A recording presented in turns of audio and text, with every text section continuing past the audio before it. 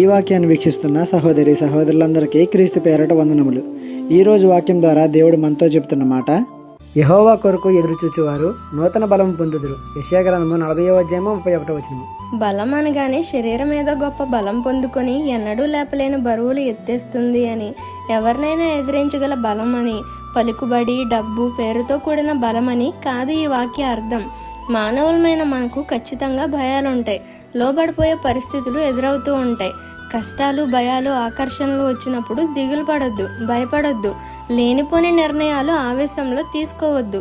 దేవుణ్ణి నమ్ము, ఆయనపై ఆధారపడు. ఆయన ఎంట్రీ ఇచ్చే సమయం వరకు ఎదురు చూడు. నీ సమయం వేరు, దేవుని సమయం వేరు. ఎప్పుడైతే నువ్వు టెన్షన్ వదిలి దేవునికి ఛాన్స్ ఇస్తావో అప్పుడే నువ్వు నిజమైన బలాన్ని పొందినట్టు. కాబట్టి భయాన్ని విడిచిపెట్టి దేవుని కోసం ఎదురు చూడు. ఈ చిన్న సువార్త పరిచర్యలో మీ సహోదరులు. God bless you. ఆమేన్.